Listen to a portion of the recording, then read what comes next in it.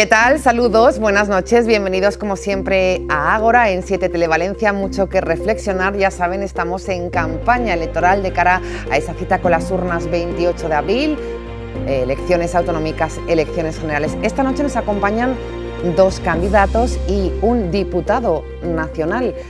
Mucho que analizar con ellos de varias formaciones políticas. Señor Ricardo Sisto, buenas noches. Hola, buenas noches. Bueno, diputado, exdiputado, ¿en qué? Diputado todavía, hasta que se tome posesión el nuevo Congreso. Estoy en la Diputación Permanente, así que diputado hasta mediados de mayo. ¿Por Esquerra Unida? Por Esquerra Unida. ¿Estará en las próximas listas? Me decía que... No estoy en las próximas listas. ¿Se deja la política, Ricardo Sisto? Sí. ¿O dejan que se deje la política? Bueno, no lo sé, no se dan las circunstancias de haberme presentado al proceso de primarias y una nueva etapa empieza. Nueva etapa, lo que está claro es que ha vivido en primera persona acontecimientos que pasarán a la historia, como una moción de censura, nos lo contará esta noche. Sí, ha sido la primera legislatura de democracia que una moción de censura ha salido adelante. Muy bien. Gracias, Ricardo, mucho que preguntarle esta noche. Bienvenido. Es del Partido Popular, candidato ya a la alcaldía de Paiporta. Vicente Ibor, buenas noches. Muy buenas noches. ¿Cómo va todo? Pues la verdad es que estupendamente de campaña, con altibajos, con alguna incidencia,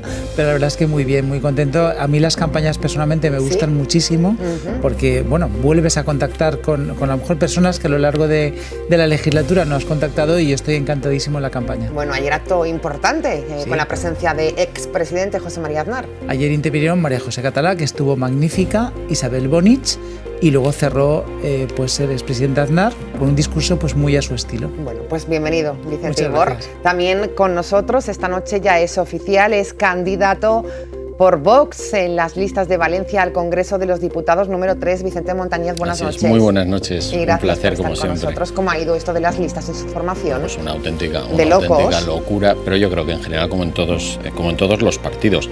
Pero para mí que era la primera vez, pues contento y además he disfrutado de una experiencia que nunca había tenido la oportunidad, con lo cual siempre adquirir nuevas experiencias es tremendamente positivo. Bueno, experiencias, novatos, decíamos también, y es que curiosamente hoy hemos sabido que la Junta Electoral de Valencia alertaba a primera hora de la jornada tanto a Ciudadanos como a Vox que no cumplían la paridad en el Senado.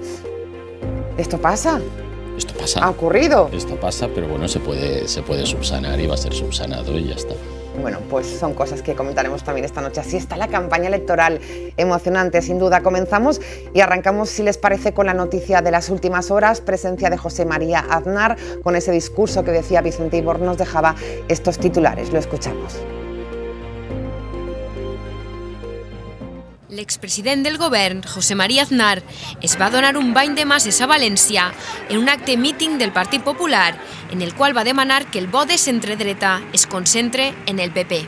Hay que mirar bien lo que se dice, hay que tener bien la cabeza. Si se divide, se pierde, si se une, se gana. Y en España hoy no se trata de repartir armas a nadie, se trata de juntar votos en favor de España. Al costat de les candidates populars per València, Isabel Bonich i María José Catalá, Aznar va reivindicar el seu legat y va defensar a la dreta. No solamente porque he sido en gran medida protagonista de la historia, sino porque humildemente he hecho esa historia, sé muy bien de lo que hablo. Y a mí, mirándome a la cara, nadie me habla de una derecha cobarde ni una derechita cobarde porque no me lo aguanta en la mirada. Durant el seu discurs, l'expresident del govern va demanar responsabilitat als votants i al govern central per a defensar Espanya i es va referir als governants catalans com a colla d'incompetents. La primera obligación que tiene es enfrentarse, confrontarse, inhabilitar y desarticular el golpe de Estado que todavía no ha parado de darse en España. Aznar va reconèixer durant l'acte celebrat a València sentir-se identificat amb Pablo Casado al capdavant del Partit Popular i el va qualificar com un líder formidable. Bueno, le cedemos la palabra en primer lugar a Vicente Ibor. Presencia de José María Aznar nos deja titulares. Se decía que si se une, se gana. Bueno, lógicamente el discurso del Partido Popular es que la fragmentación del voto del centro-derecha perjudica por la aplicación de la regla de Ohm simplemente, por una cuestión de matemáticas y de aritmética. Entonces el discurso de Aznar es que, bueno, que concentremos lógicamente el voto en nuestro partido como partido con más posibilidades de liderar ese bloque de centro-derecha para intentar evitar esa dispersión. No obstante, el presidente lo dijo y añadió, con todo respeto a los partidos que igualmente conforman este bloque. Porque es evidente que tal como está la situación en estos momentos de encuestas y de sondeos y la situación real del sentir de los españoles y los valencianos, en modo alguno el Partido Popular va a cerrar nunca la posibilidad de un pacto para, si puede ser, liderar un cambio y una transformación que hace mucha falta, tanto a nivel nacional como a nivel autonómico. Señor Ricardo Sisto, diputado, ¿cómo ve las cosas? ¿Qué expectativas electorales? Visita también de Aznar, valoración suya al respecto. Yo creo que lo que ha dicho José María Aznar de humildemente es incompatible con su persona. José María Aznar es de todo menos humilde, en primera cuestión. Y segunda cuestión, aparte de la testosterona, hombre, le ha quedado un discurso muy de derechas, ¿no? De que nadie me llame derechita, tal. Yo soy derecha fetén, de la buena, ¿no? Tenía que moderar un poquito el discurso, ¿no? Porque si no, al final acaban todos los partidos compitiendo en el extremo derecho del campo, en lugar de centrarse un poco. Le están dejando todo el campo del centro al Partido Socialista. Sí, estamos de acuerdo, le dejamos el centro al Partido Socialista. Vicente Montañez, declaraciones de José María Aznar. Bueno, sobre las declaraciones de José María Aznar, poco que decir. Tampoco le voy a entrar a lo de la derechita cobarde, pero simplemente sí que recordar que fue el señor Aznar, precisamente, el que suscribió el Pacto de Majestic. Os recordáis que dio origen, y fue además el mismo señor que aplicó el dedo por el que nombró probablemente al presidente de gobierno más nefasto que hemos tenido hasta que llegó el señor Sánchez. Y que además yo creo que en vez de ser tan crítico, también debería hacer algo de autocrítica y pensar cuánta culpa y responsabilidad tiene él y estas decisiones, entre las que he enumerado dos que tomó en su día, para que hoy en día nos encontremos con una España dividida y con una situación como la que tenemos en Cataluña. Por alusiones, Vicente, ¿bueno, algo que decir? Vamos a yo es que no puedo hablar mal, ni debo, ni creo que es justo de Mariano Rajoy. Creo que ha sido el presidente que ha lidiado con una de las situaciones más difíciles con las que se ha encontrado un gobierno en toda su historia y ha salido airoso. Dicho esto, bueno, lo que hay que tener en cuenta es que en estos momentos el Partido Popular es el que representa el centro derecha. Hay un partido a la derecha del Partido Popular y otro partido que es más centrista que el Partido Popular, pero el centro derecha lo comparte el Partido Popular. Por tanto, gran parte del espectro centrista es el Partido Popular. Bueno, pues queda clara aquí la postura. Por cierto, salía publicado esta semana, y es que la Comunidad renovará casi la mitad de sus diputados y un tercio de senadores en las elecciones generales. Es el caso de Ricardo Sisto. Vemos muchos cambios en todas las formaciones políticas. ¿Qué está ocurriendo desde su punto de vista?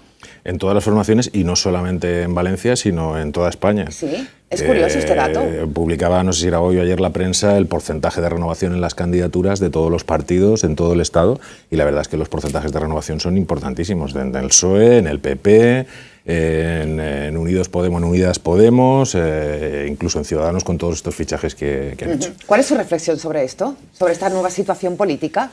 Bueno, es bueno que la política se renueve, que llegue gente nueva al Congreso de los Diputados y llegue sangre nueva y la gente vea cómo funciona aquello. Yo no creo que sea negativo ese proceso de renovación. Pero la experiencia es un grado en esto, en estar en el Congreso de los Diputados. La experiencia es un grado. La mitad de las candidaturas prácticamente van a ser de personas que ya eran diputados, diputadas en el anterior Congreso, y la otra mitad prácticamente se va a renovar. O sea que queda una parte de experiencia y una parte de gente nueva.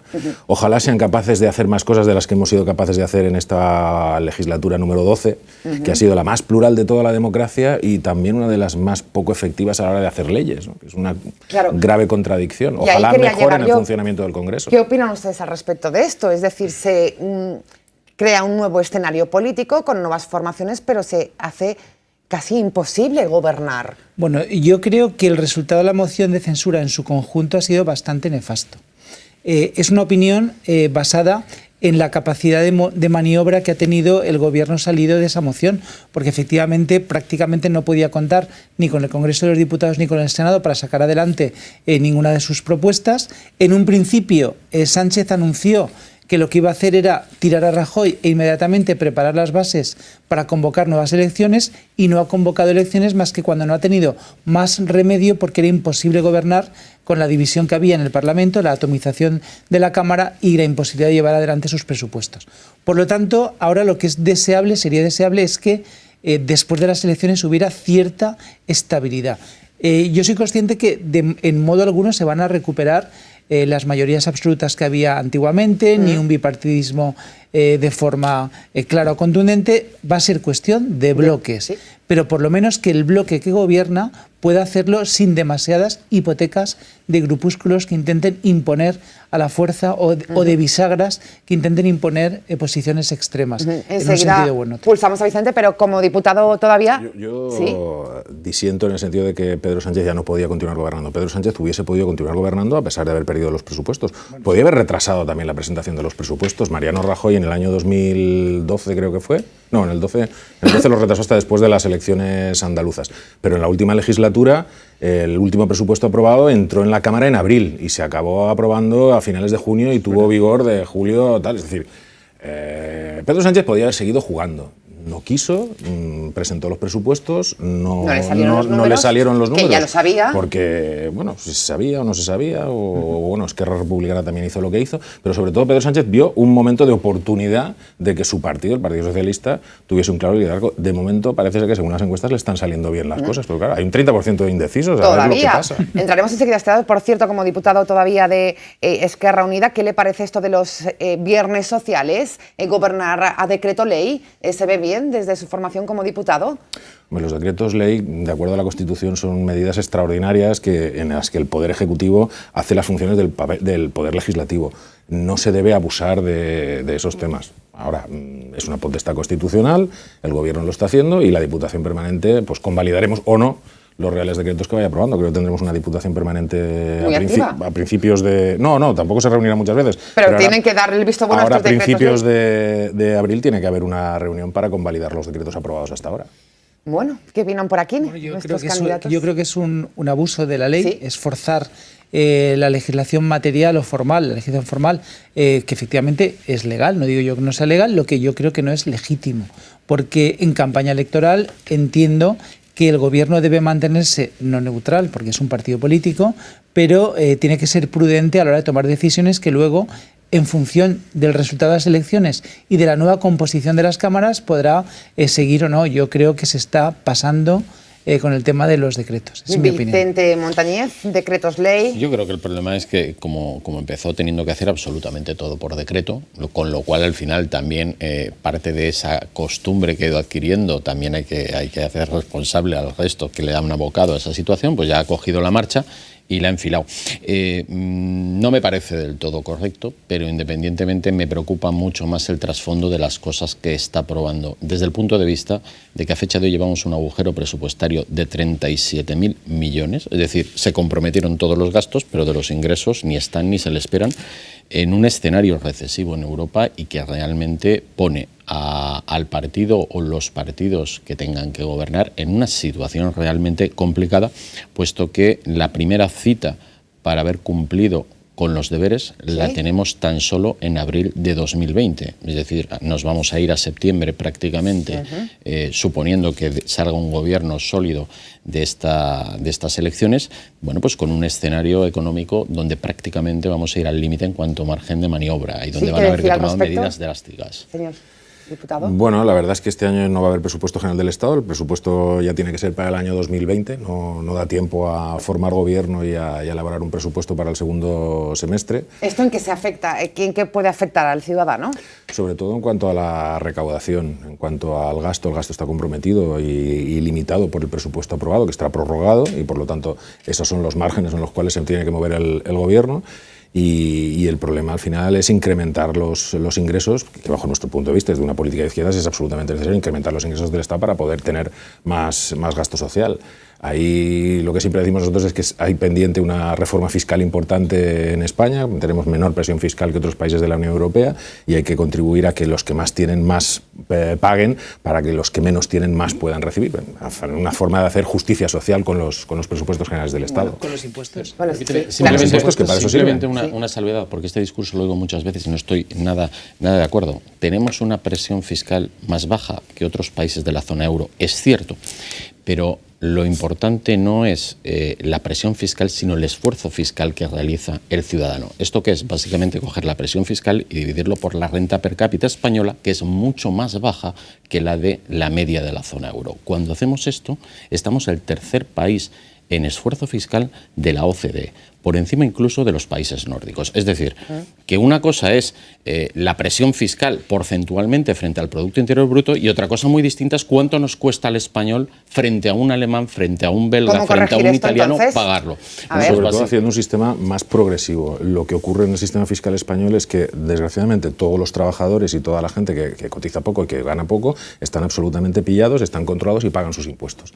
¿Y qué es lo que pasa? Que las grandes fortunas, las grandes empresas cotizan mucho menos. Por ejemplo, impuesto de sociedades. En el impuesto de sociedades, las grandes empresas cotizan un tipo muy inferior, pagan un tipo muy inferior que las medianas o las pequeñas empresas, que son las que más tienen que pagar en el impuesto de sociedades. Eso es absolutamente injusto, es necesario corregir eso y que las grandes empresas y las grandes fortunas no tengan esos mecanismos de elusión fiscal para acabar eludiendo los impuestos y pagando mucho menos de lo que en realidad les tocaría pagar. Les veo muy de acuerdo esta noche. No, es que realmente el dato que está dando es cierto. Es decir, cuando un dato es cierto no se puede obviamente rebatir y tampoco hay ningún interés en hacerlo. Es cierto que en este país, por el sistema del impuesto de sociedades, al final las empresas más penalizadas acaban siendo las pequeñas y medianas empresas, que por otro lado es el 94% de nuestro tejido productivo, ¿no? Con lo cual sí que es cierto que se necesita una revisión de ese impuesto de sociedades, como de hecho Vox lleva en su programa una bajada importante sobre el impuesto de sociedades. Señor Ibar, ¿algo que decir al respecto de nosotros tenemos clarísimo que para que la economía crezca hay que rebajar la presión fiscal. Es que lo tenemos clarísimo desde el principio. Y para rebajar la presión fiscal se reducen los ingresos del Estado, como es lógico, no tanto o no en proporción a la bajada fiscal, ni mucho menos, porque al crecer la economía se recauda más, aunque cada uno pague menos, pero al fin y al cabo la economía funciona. Y hay que rebajar gasto social. Gasto social no, gasto público, no necesariamente gasto social, porque hay muchas partidas de gasto que pueden ser perfectamente rebajadas.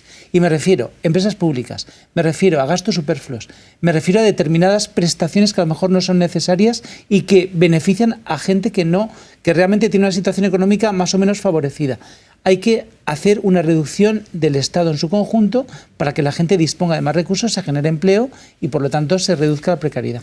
Estamos en campaña electoral, presión fiscal, uno de los temas que se oirán a partir de ahora. ¿Qué va a pasar en las próximas elecciones autonómicas y generales? Se habla más de las generales que de las autonómicas. El adelanto electoral, ¿cómo quedará? La comunidad de la izquierda, en la Comunidad Valenciana, busca consolidar esa mayoría de nuevo que a lo mejor las derechas les podrían quitar. Todo está muy abierto. Vamos a escuchar declaraciones. Ha estado hoy en la Comunidad Valenciana, candidata por Ciudadanos a la Comunidad de Madrid, Inés Arrimadas. Hablaba así de toda esta polémica entre Partido Popular y Ciudadanos.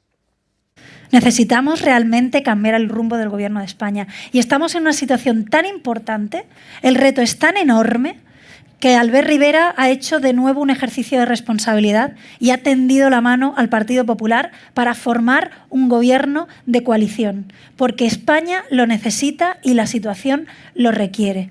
Ayer veíamos cómo el señor Casado iba de graciosillo, aquí haciendo bromitas, como si la situación que estamos viviendo en Cataluña y que estáis también empezando a vivir aquí fuera para cachondeitos. Nosotros, a pesar de todos, tenemos mucha responsabilidad. Y sabéis que Albert Rivera siempre ha puesto los intereses generales por delante de los intereses personales.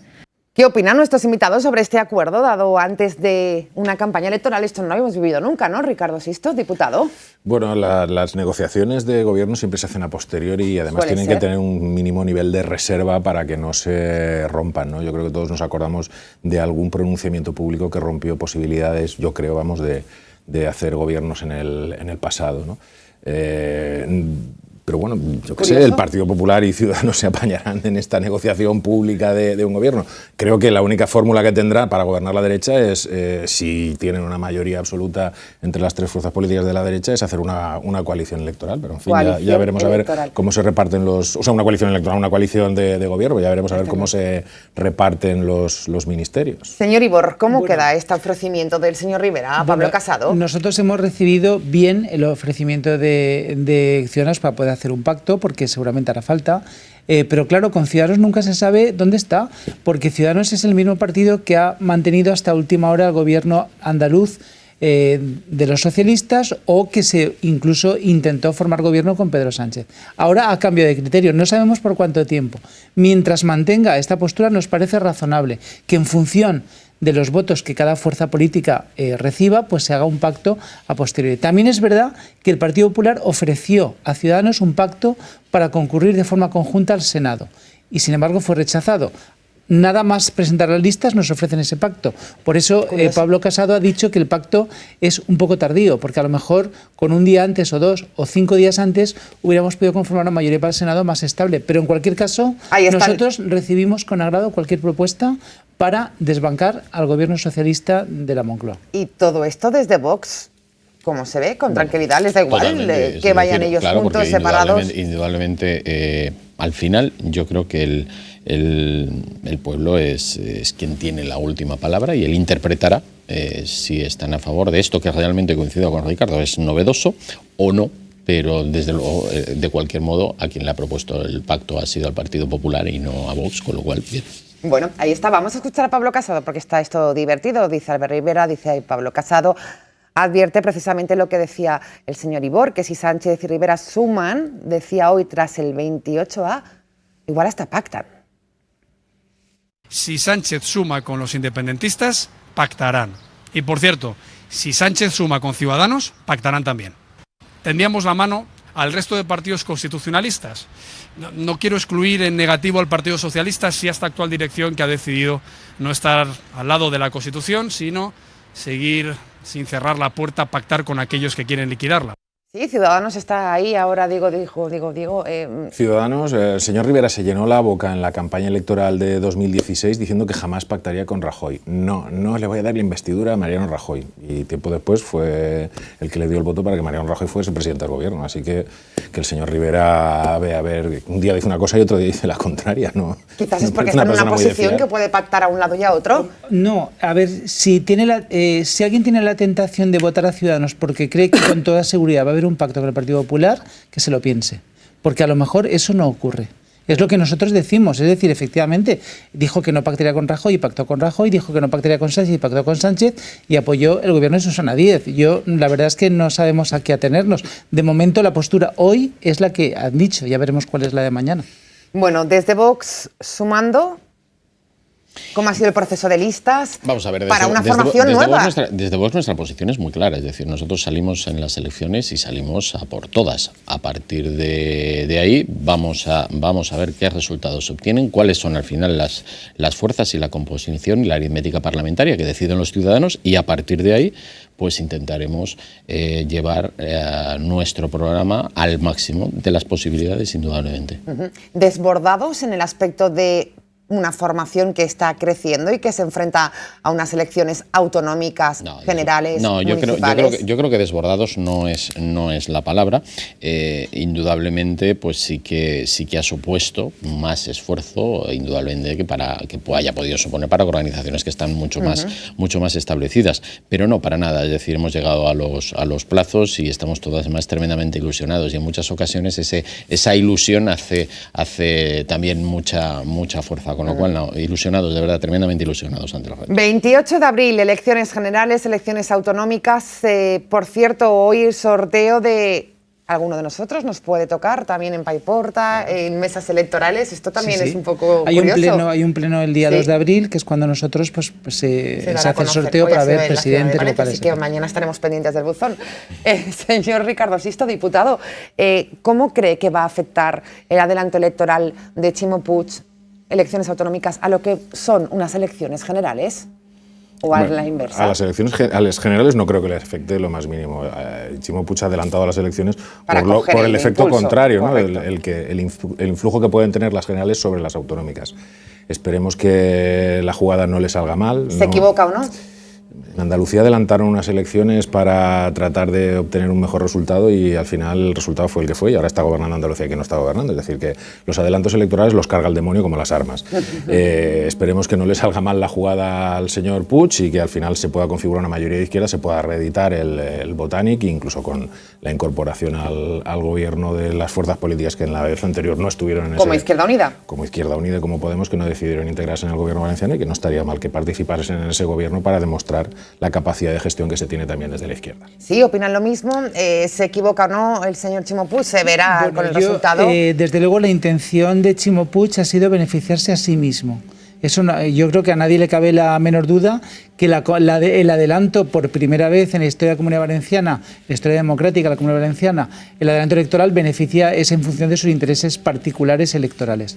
Dicho esto, porque luego además se está hinchando la boca a decir que bueno, que ha sido muy leal el pacto con Compromís, etcétera. De lealtad nada, ellos la decisión fue en contra de la voluntad del que ha sido su socio en el Botànic durante todos estos años. Otra cosa es que le salga bien la jugada. Yo creo que diluir el mensaje autonómico con el mensaje nacional no es bueno ni para Ximo Puig ni para Mónica Oltra. Es una opinión personal, pero se verá después del resultado y cómo se plantee lo que queda de campaña electoral. Vicente Montañez, valoración del adelanto electoral de Ximo Puig, ¿le puede salir bien? Bueno, yo no vi a la señora Oltra muy contenta, con lo cual el problema lo deben de tener en este pacto del Botànic, ¿no?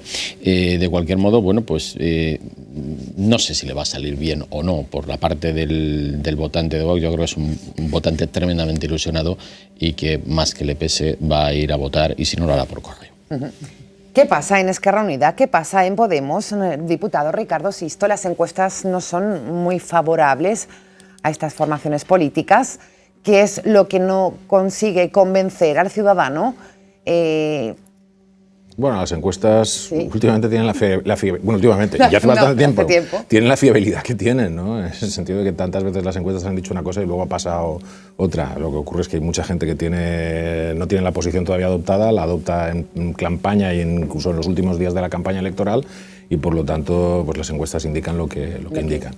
Es cierto que ha habido problemas, no se puede negar que ha habido problemas, que ha habido situaciones incomprensibles para el electorado y bueno, ahora las personas que están al frente de las candidaturas y que se supone que van a salir en las próximas elecciones, tanto en las Cortes Valencianas como en el Congreso de los Diputados, pues tendrán que hacer la mejor campaña posible para tratar de que la gente votemos las candidaturas de Unidas Podemos y aquí en Valencia también. ¿Cómo han cambiado las campañas electorales? Ustedes han vivido ya unas cuantas, y Ricardo Sisto también, Vicente la primera vez, pero desde opinión también puede valorar.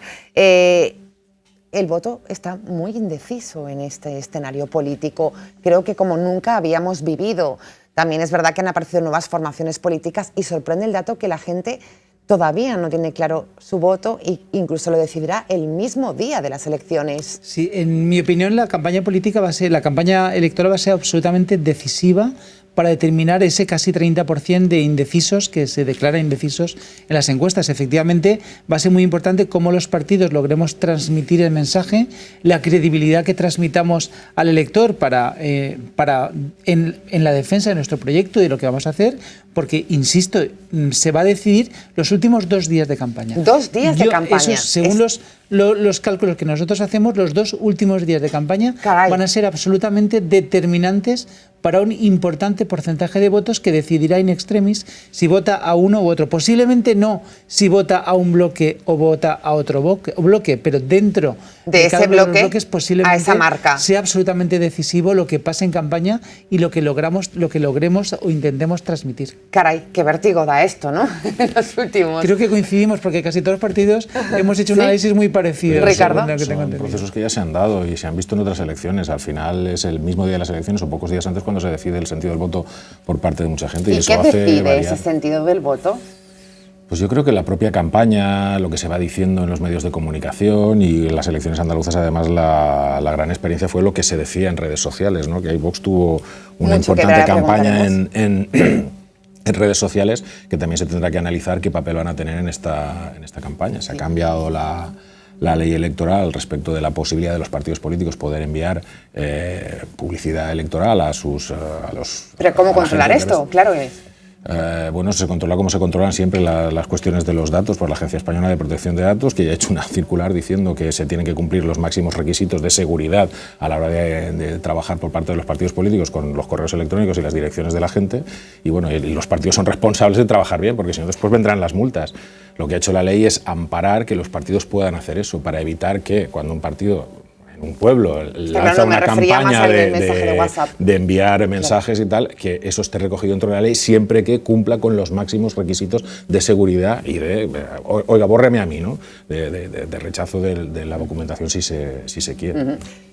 Cuéntenos desde Vox cómo se planifica una campaña electoral, cómo se ha planificado la de Andalucía, porque sí que es cierto, coincidimos en este sentido con el diputado, que es bueno, pues un método muy directo, ¿no?, de mensajes. Vamos a ver, las redes sociales cada vez tienen más peso porque en general la sociedad ha cambiado mucho. Estamos en el siglo XXI y cualquiera de nosotros llevamos 2 o 3 redes en nuestro teléfono móvil. Si además vamos bajando el rango de edad, pues el uso todavía es más intensivo, en perjuicio o en detrimento de otros canales o de otros medios de comunicación o de otras formas de expresión habituales, con lo cual, bueno, pues cada vez toman un peso específico más importante.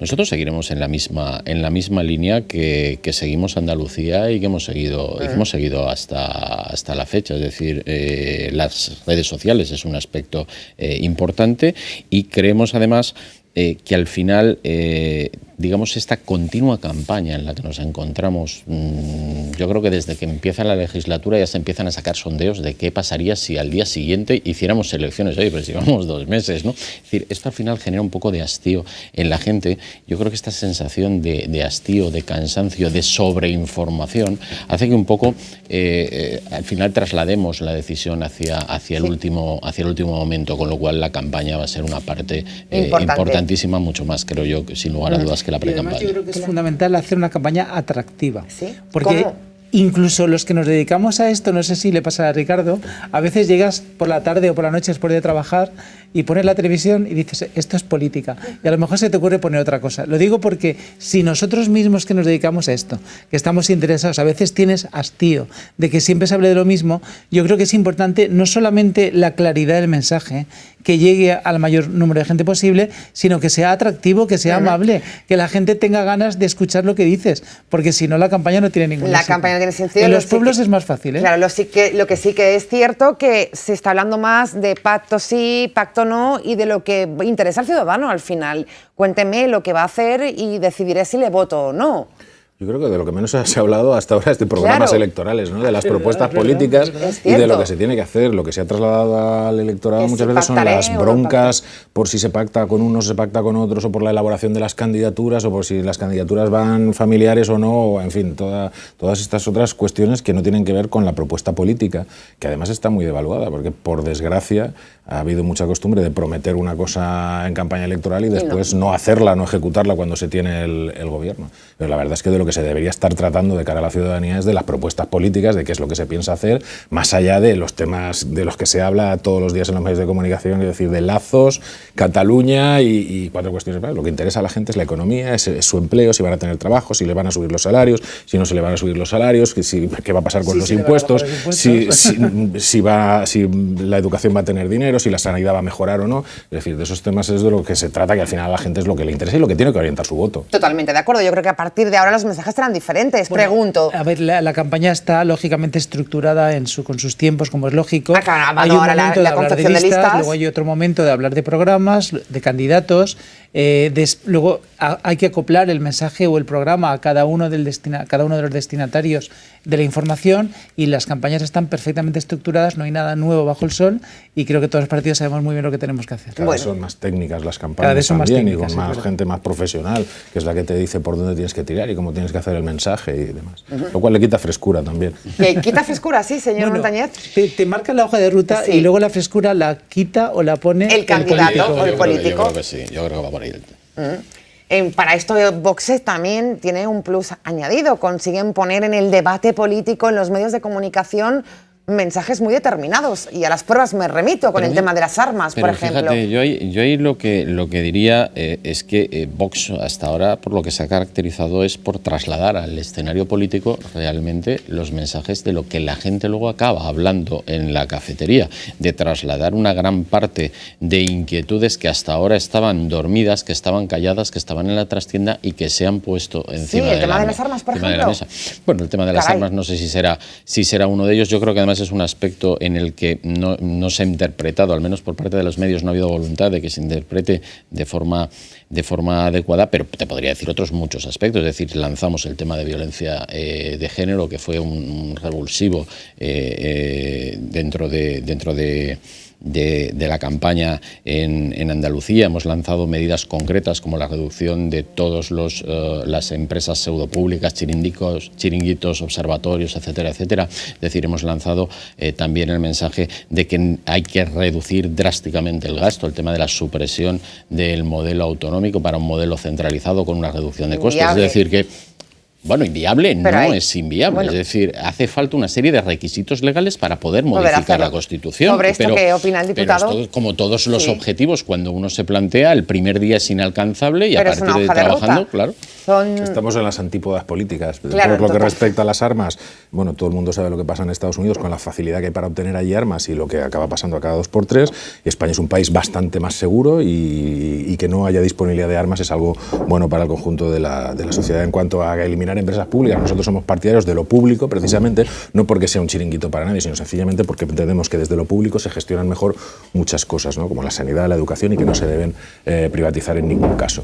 Y respecto a la cuestión autonómica, bueno, la Constitución del 78 dice lo que dice. Nosotros creemos que habría que ajustar la Constitución del 78, puesto que el título octavo pues ya no tiene mucho sentido hoy en día, porque ya están constituidas las comunidades autónomas, pero en ningún caso en el sentido de reducir las competencias de las comunidades autónomas. Al revés, estamos convencidos de que si la línea fuese esa, es decir, si en el futuro gobierno de España se vuelven a ejercer tensiones para recortar las competencias de las autonomías, lo que ocurrirá será todo lo contrario a lo deseado. Es decir, España puede tener muchos más problemas de cohesión territorial si el Estado de las autonomías no se potencia, no se cuida, no se ampara y no se, sobre todo, protege ese pacto del 78, incorporando incluso nuevas competencias para las comunidades y normalizando esa situación desde hace 40 años. Yo hablando un poquito de todo, primero creo que el tema de las armas, Vox se ha equivocado en lanzar el mensaje, porque en estos momentos no es una petición social el hecho de que la gente masivamente quiera tener armas. Sí que es verdad que se producen determinados supuestos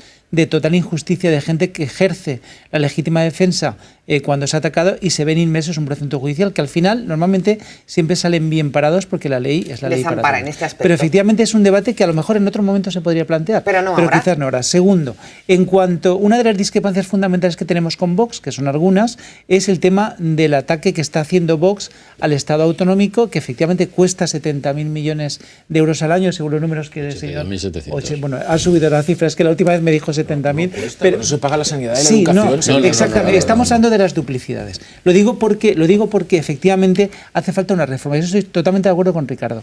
La Constitución ha llegado el momento de tocarla con los márgenes que establece la propia norma para su propia reforma, que no son fáciles con determinados títulos. Efectivamente hay que adaptarla a los tiempos, pero las adaptaciones tienen que ser puntuales y muy concretas. La esencia de la Constitución, incluido el Estado autonómico, funciona perfectamente como concepto. A partir de ahí, lógicamente, hay que adaptarlo y acabar con duplicidades, con gastos superfluos. Entonces, en la gran parte de esa propuesta de Vox, nosotros no estamos de acuerdo. Bueno, por alusiones muy rápido, porque estamos en la recta final, es decir, le pido brevedad. Lo que tensiona y por tanto puede romper esa estructura territorial básicamente es las diferencias entre los ciudadanos, básicamente son esas diferencias también en los distintos modelos de financiación y sobre todo es un sistema que es tremendamente caro, que lo único que hace es repercutir en una continua subida de impuestos y que de una u otra forma tenemos que ir a un modelo más barato y sobre todo lo más importante, que no genere diferencias y que no permita despilfarros. Bueno, pues ahí es que no puede, tiene no que es decir. así, es decir, nadie defiende que haya duplicidades. Si existen duplicidades habrá que eliminarlas, lógicamente, y la competencia o la ejerce el Estado o la ejerce la comunidad autónoma. Te voy a poner un Lo que no tiene permíteme. sentido es que haya funcionarios para hacer la misma cosa en dos sectores. ¿Por qué tenemos? Pero eso elimínese, Permíteme, no cuestiona el sistema. Sí, Al final de lo que se trata es de si la decisión de si se hace una carretera o si se hace un colegio o si se hace un hospital, ¿dónde se toma? ¿La toman en Madrid o la toman en Valencia y la tomamos en las Cortes Valencianas? No, algunos somos partidarios de que las cosas se tomen, las decisiones se tomen lo más cerca posible del ciudadano y no lo más lejos. Mira, permíteme, simplemente un dato. Tenemos bomberos de la Generalitat Valenciana, bomberos del Ayuntamiento, tenemos bomberos de la Diputación y bomberos de Gobierno Civil. 4. Yo no digo que no hagan falta todos esos bomberos, pero hacen falta 4 parques móviles, 4 centros de emergencia, 4 estructuras paralelas. ¿No lo podríamos unificar en una? Los bomberos precisamente los bomberos precisamente son una de las cosas que más coordinadas están a la hora de funcionar. No están tan dispersos, no es el panorama ese. No, están mucho más están coordinados, está el están Consorcio esos 4, Provincial de Bomberos y todo luego eso está podemos funcionando. seguir con las fuerzas de seguridad del Estado, podemos seguir con los 17 Nosotros parlamentos defendiendo que no autonómicos. entendemos que exista Guardia Civil y Policía Nacional. No lo entendemos. Se debería ir a Y policías autonómicas sí. Bueno, las policías autonómicas es una competencia de las comunidades autónomas, igual que las policías locales es una competencia de las... Se pueden reformar. No, ya, pero el primero que tendría que eliminar, una duplicidad es el Estado, que tiene 2 cuerpos policiales diferentes. El resto tienen uno. Sí, pero cada uno tiene sus funciones y su especialidad. Bueno. También tienen sus conflictos. Yo soy de las veces que partidario chocan. del mantenimiento de la Policía Nacional y Guardia Civil, personalmente y políticamente. Hay muchas veces que chocan porque las comunidades no están clarísimamente determinadas y acaban investigando los 2 cuerpos en el mismo asunto y acaban a veces haciendo cosas raras. Pero las autonómicas no. Interesante. Si existen 2 cuerpos, las competencias deberían estar mucho mejor delimitadas de lo que están actualmente. Seguiríamos horas y horas con nuestros invitados, 2 candidatos, un diputado nacional. Todo un lujo tenerlos esta noche. Vicente Montañez de Vox, gracias por haber estado con nosotros. Siempre, buenas noches. Señor Ibor, candidato del Partido Popular a Paiporta, gracias. Muy amables por invitarnos. Ricardo Sisto, nos vemos pronto. Cuando vosotros queráis invitarme. Como contertulio podemos seguir fichándole. Cuando queráis. Un placer. ¿Seguirá relacionado con la política? El ser humano es político por naturaleza. Es un hasta Quien diga luego. que no es político es que no se ha mirado a fondo. Bueno, es un hasta luego o un paréntesis, lo dejamos ahí. El tiempo lo dirá. El tiempo lo dirá. No le despido como contertulio porque me gustaría que siguiera estando con nosotros. Nos encanta Cuando me invitéis, aquí estaré. sus reflexiones. Gracias, buenas A noches, vosotros. diputado. Así terminamos hoy. Volvemos mañana, ¿no? Que es viernes. No, volvemos el lunes. Será a la misma hora en Ágora. Esto es 7 Televalencia. Buenas noches. Buena nit.